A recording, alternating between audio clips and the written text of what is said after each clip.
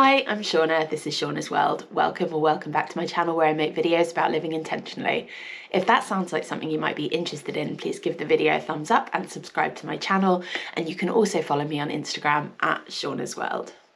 In this video, I'm going to be sharing my race day experience of running Nice Cote by UTMB, my first attempt at 100k. It was actually a 111km race with around 5,500 meters of ascent, and it was the hardest race I have ever done. While the race finished in Nice, running along the Promenade des Anglais, where I'd just registered a couple of days before, it actually started significantly out of Nice in the mountains, starting in Roubion.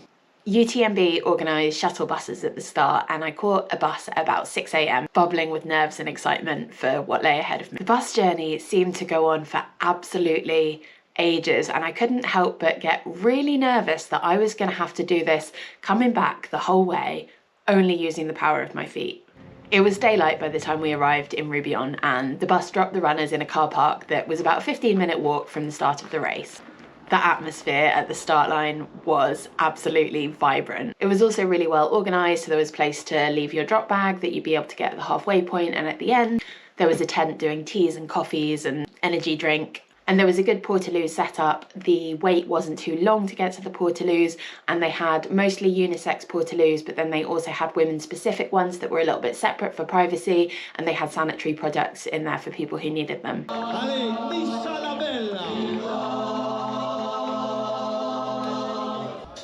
Attention, attendez. I was in the fourth and final start wave, so I got to see the other start waves cross the line, including the elites, which was very exciting. They set out so fast considering how far they were about to run, but I guess that's why they're the elites. Eventually, it was my turn to line up at the start line. Emotions were intense. I'd never cared so much about a race as I did about this one. And I was trying not to cry as I thought about what was ahead of me. I knew I'd done the best I could with the time, the resource and the energy I'd had available to me in training, but I knew that the time, energy and resource I had available were depleted, and that training really wasn't what I would have wanted it to be. But I knew I was going to give the race my absolute all. Conquest of Paradise was playing, a UTMB tradition, and having followed lots of UTMB races before, I felt like I'd been drawn into this world I was so excited by. And soon the countdown was on, and I was heading under that famous arch with 111 kilometers ahead of me. There were some stunning views straight off the bat, but the start of the race was significantly downhill, and I got caught up in the excitement of the start of the race and ran my first kilometer significantly faster than I intended to, kind of keeping in pace with the other runners and just getting overexcited. I can't believe it's finally here. So just hit 1 kilometer, started out too fast, but it's downhill, so I'm sure it's fine. I've been feeling really kind of grounded and present and good, but mentally anyway, but my body is really feeling the effects of nerves. My legs have been really shaky, I've been feeling a bit queasy. Oh, but it's good to be out here. Stunning views already. Soon after, the route turned off the road and all the runners were power hiking single file up the trail. I was breathing hard already, but keeping up with the people in front of me. Just got to the top of like a 600 meter climb, really feeling it. Still got just over 100k to go. So we are heading up that hill.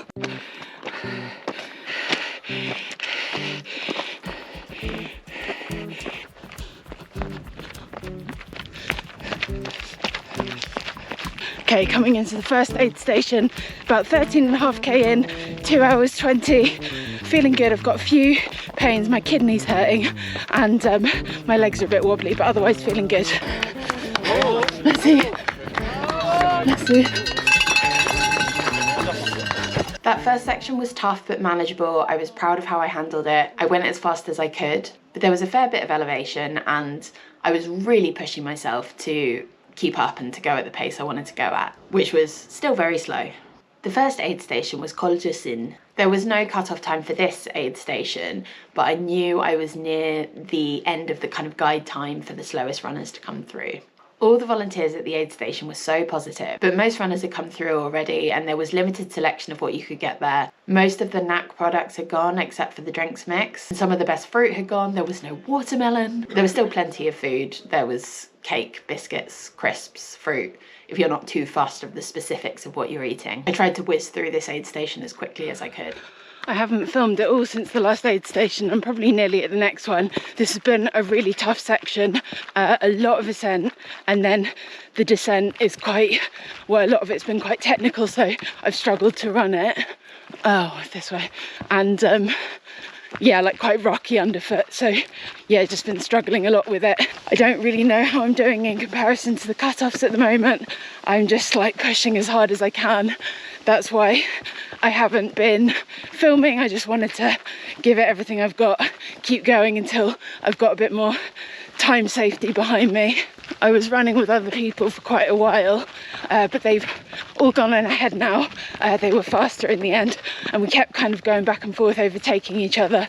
But now I think they're quite a bit ahead. I really thought I'd have been at the next aid station by now. I obviously wrote down the distances and the elevation wrong between the first and second aid station, and I just had a tremendous fall. I went splat, and as I was going down, it felt like my calf muscle literally tore. It was so painful and really intense, but I managed to just get up. Took me a few seconds to get up, stretch it out, and actually now that I'm running again, it feels fine. But that gave me a scare. I thought that was my race over, to be honest.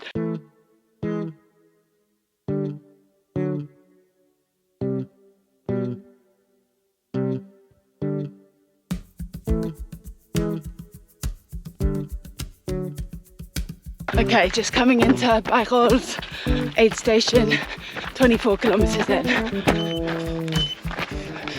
Well, I knew I'd be close to the cut-offs, especially in the first few sections, but I left that aid station with 3 minutes before the cut-off. I had no idea quite how tight it was, so I feel very lucky that that was all okay.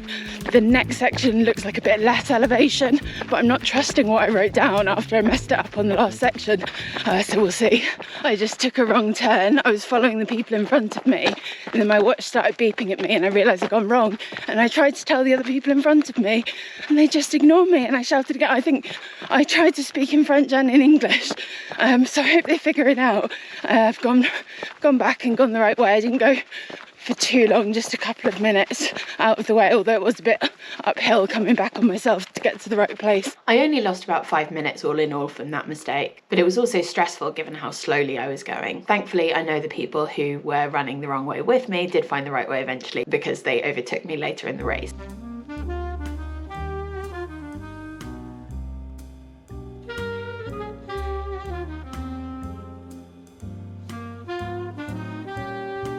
I have hit a bit of a milestone.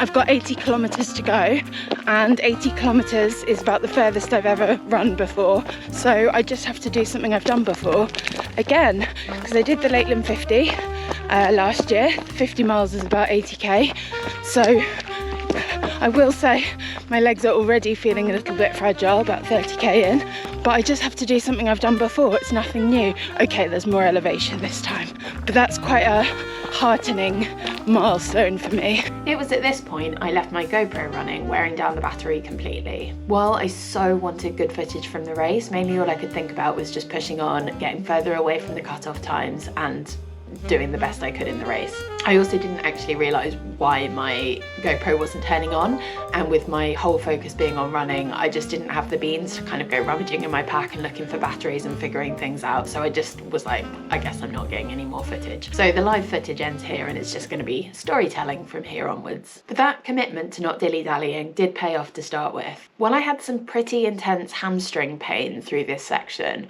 I think I managed to not let it affect me. I just ran through the pain. It didn't seem like it was anything too harmful, and I just pushed through it, and I don't think it actually slowed me down. And by the third aid station, Le Tour sur Tinée, I had made up some of the time and was around 40 minutes ahead of the cutoff time. This was really heartening, and I just grabbed some food, had some water, had a bit of coffee, and set off again pretty rapidly. So far, I'd actually been really pleased with my dwell time at checkpoints, because when I've done previous races, I have dawdled, I've got too comfortable, and this one I just told myself I'm going to do what I need to do, get out as quickly as possible, not even sit down if I can avoid it. As I left this aid station, dusk was setting in, And with over 5 hours to cover 15.6 kilometers, I wasn't really worried. I was feeling really confident that I'd have no bother completing this section within the allocated time. However, little did I know how intense the next section was going to be. I was going pretty much solidly up a mountain for literal hours. It got fully dark not too long after I started the section.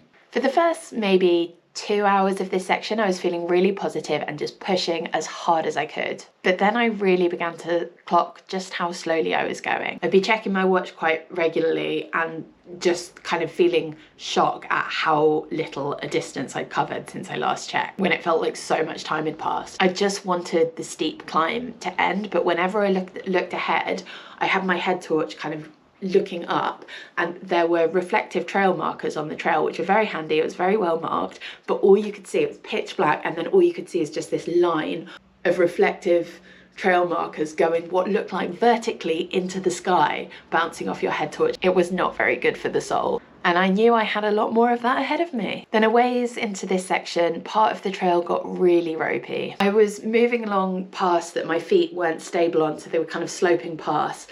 My feet were kind of wobbling around on the path. And then I'm realizing there's a sheer drop next to me on one side. I put my pole down and, you know, there's nowhere for the pole to go because I'm so close to the end. I can't see down into this sheer drop because it's pitch black. I can kind of shine my torch and see the abyss. And to be honest, it's really terrifying. I started wondering how you don't hear more stories of runners or hikers falling off mountains in the middle of the night just because they can't see the edge.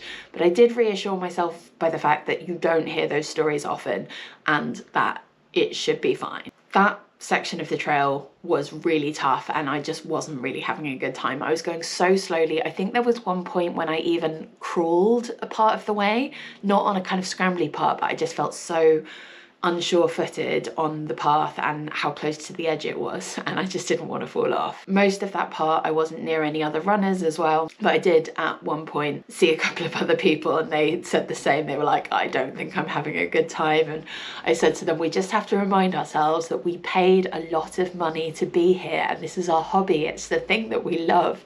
We all had a bit of a laugh. And this section I just didn't do a lot of running at all. Throughout the race beforehand it had been kind of hiking on the uphills and running the rest of it, but this part was so steep and so wobbly footed that, I mean, you could barely even call it hiking what I was doing. After hours and hours of climbing, moving at snail's pace and also dropping back on the previous section, there'd been a lot of downhill and I'd overtaken so many people who were in my kind of pace category, I would say, and I'd kind of really pushed ahead, and this section they all just went past me. So I think I learned that the uphills is an area I really need to improve because I was so slow. Eventually the trail began to level off a bit and I felt hopeful I'd get to the next aid station soon. I managed to really pick up the pace and start to catch up to people who'd overtaken me, and I started feeling really quite confident again, though I did notice I was getting close to the midnight cutoff, so I was just like, I need the aid station to come along soon. I knew the section was supposed to be about 15.5 kilometers and I nearly covered that, so I thought I must be nearly there now. But then as I passed the 15-kilometer mark and then beyond into the 16-kilometer mark, I realised I might not be as close as I thought. I was still high up in a mountain, maybe halfway down, and I knew it was highly unlikely the checkpoint would be halfway up a mountain, so I was figuring I'd have to descend fully before I'd reach the aid station. I did start to panic. I was moving as quickly as I could. I didn't really know what time it was because I didn't want to keep changing faces on my watch. I was literally just focusing on moving forward as quickly as I possibly could. And I just didn't want to slow myself down faffing around with my watch. But then the worst thing happened. I was still about halfway up the mountain, or a good ways up the mountain, and I heard the clock strike 12 in the village below. And the cutoff was midnight. I didn't completely lose hope though, having never been timed out of a race before. I wasn't 100% sure they were 100% strict on cutoffs in all races. And also I had heard of an incident recently where they'd extended the cutoff for some reason, like the weather or something, while people were out on the trail. And I was like, well, maybe that could have happened. So I knew I'd probably missed it, but I just had this little glimmer of hope that maybe all is not lost. So I didn't let myself slow down. I just kept pushing and pushing till I get to the aid station. Eventually I made it into Utel aid station, but I was about 23 minutes past the cutoff, so quite a significant amount of time. But when I arrived, no one said anything like, oh, you didn't make it. And I wasn't 100% sure. I definitely had no chance of carrying on. I went over to the volunteers who were packing down but still had food out and stuff, and they offered me some soup. I sat eating my soup and a volunteer came over to me. There was some kind of a language barrier because she was speaking English as her second language, and she said something along the lines of, are you finishing? Which I received with the implication that it wasn't mandatory that I was finishing. Excitedly thinking that maybe I could carry on, I said, oh, can I carry on? And she said, no, because you are too slow. Brutal, but true and completely fair, and I respect the rules and I respect the cutoffs. I just didn't know how it all worked or if I had a chance. And no disrespect to her, she was doing me the favour of speaking in a language that wasn't her first language. But in that moment, my hopes got well and truly up, only to be shattered again. There were lots of other runners coming through still for quite a long amount of time who had obviously missed the cutoff as well, but they all seemed to arrive with this kind of, oh well, that's a shame approach to missing the cutoff. And I admire that, but that was not how I was reacting at all. I was sobbing. I feel a bit emotional now just thinking about it. I just was so devastated because I really felt like I'd given it everything I could possibly give it, and yeah, I wasn't quick enough. And a volunteer came over and cut my timing chip off my bib, and I was just like streaming with tears, and he was just like, I think you really wanted to finish. And I was like, yes, I did. He was very empathetic and I appreciated his kindness. I always knew a DNF was a possibility because I know I'm slow and I didn't smash my training as well as I'd wanted to. But at the same time, this was my only significant running goal of the year and I felt so heartbroken. So after that, the volunteers directed me to a hall where people were waiting for a shuttle bus to ferry them back into Nice. There were only 8 spaces in the minibus and already 18 people ahead of me waiting for a lift. So I knew I was in for a long wait. The room was so depressing. So everyone who was in there had either been timed out or had to pull out with injury or because they were too miserable. So it was just this really depressing atmosphere. There were just kind of bodies sprawled across benches. There were camp beds out that made it feel like some kind of a mass casualty war event, these kind of military camp beds. A couple of people snoring intermittently. I was adding my intermittent crying to the wonderful atmosphere of that room. And it did feel a bit like people coming out of battle. I'm just so grateful during that time. I had my phone and I was just connecting to people back home, to people in my running club who'd been dot watching me and seen me kind of miss the cutoff. And it was amazing to have support because I was feeling at a really low point for missing my goal. I honestly don't know how I'd have got through that awful night without those people supporting me. Eventually I did get on the minibus back into Nice, got back at about 5 a.m, tried to get some sleep, but I was just so wired with emotion and adrenaline and caffeine, and I did not sleep well. When I woke up, I had to go down to the race village to collect my drop bag, which I'd never actually got to use. That was probably one of the hardest parts of the whole DNF because I went down and there were people finishing the race along the seafront, and that had been a moment I was really looking forward to. Watching people crossing the finish line, walking around the race village and seeing everyone with their medals on and knowing I wasn't going to get one. It was heartbreaking to know that wasn't part of my story on this race. Afterwards, I leaned a lot on my loved ones for support. I know it's just a hobby and just for fun, but I know I have a tendency to tie a lot of my self-worth into my goals and achievements. And I was actually feeling quite a strong sense of shame at not finishing the race. Then after a couple of people said things like, oh, you should be very proud of yourself for what you've achieved, I did start going, okay, yeah, that is an option. I don't just have to beat myself up about this for the rest of the time. It was a really challenging race and I was really proud of how I approached the race and that I really did the best I could on race day. My strategy, I hadn't finished, but I had covered 55 kilometers and nearly 3,000 meters of ascent. I'd gotten a bit under halfway of a really long race. And despite the result not being what I wanted, I had been proud of the journey. I'd stuck to my fueling strategy, I'd been quick going through aid stations, I'd employed the mental strategies that really helped me. I can definitely fault a lot of things that I did or didn't do during my training, but I actually can't fault that many of the things I did and the decisions I made on race day. I really think I approached it in the best way I possibly could. So of course there were a lot of learnings, but I did ultimately feel proud. Also, getting timed out in this race was one of my biggest fears going into it. But when it happened, it was really okay. Yes, I was devastated at first and I had to process a huge amount of disappointment, but then I was able to move through that and mostly feel very positive feelings about the whole experience. Also, one of the things I love most about ultra marathons is that they push me to be more gritty and resilient, and you have to really kind of stay on top of your mindset and be kind of gritty to get to the finish line on a tough race. I'm not really very gritty or resilient day to day, and in races that's where that often comes up for me, and I really enjoy that feeling. And yes, on this occasion that grit and resilience hadn't got me to the finish line, it hadn't been enough, but actually I was finding that in my disappointment at DNFing in the race, I was using those skills in another way so that I didn't completely break down or completely lose it, that actually I needed the determination and the resilience in order to process what had happened and just carry on with life and be okay. And actually that was kind of a cool thing. One of my biggest disappointments in not finishing the race was that it means I don't get any stones towards entering the UTMB finals races in Chamonix. My goal had been to aim to run the CCC, which is the 100k race there in Chamonix in 2027. So to do that, you have to collect these things called stones, which are essentially lottery entries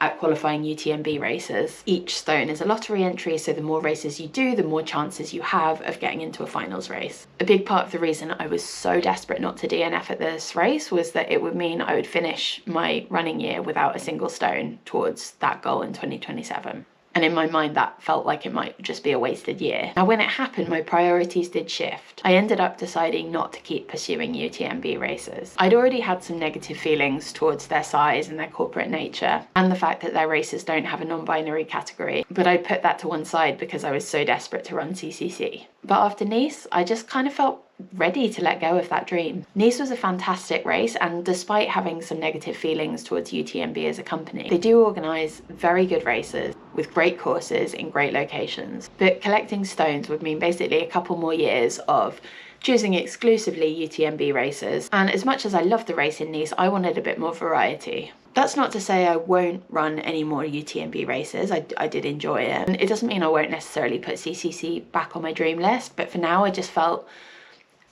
ready to let go of that dream and kind of pursue different races and try different things. I'm recording this actually a few months on from the race, and I definitely still feel a lot of emotion come up when I speak about it or think about it. But overall, I feel like it was the exact journey I was supposed to have this year, even though it's not the journey I wanted. My time in Nice was incredibly joyful, and it was different to any race I'd done before and full of learnings. I've also had a lot of reflections on how I approach training. How my consistency just wasn't good enough, how I went through so much exhaustion in the year, how hard I find it getting out for my runs when I don't have spaciousness in my day. And I'm going to be giving some serious thought into how I do better next year. So that's the whole kind of abridged story of my race day. Sorry there was no footage after my camera died, but thanks for sticking around for story time. If you enjoyed the video, please give it a thumbs up, and if you want to see if I have a more successful race season in 2026, please subscribe to the channel. Thanks for watching, and I'll see you in the next one.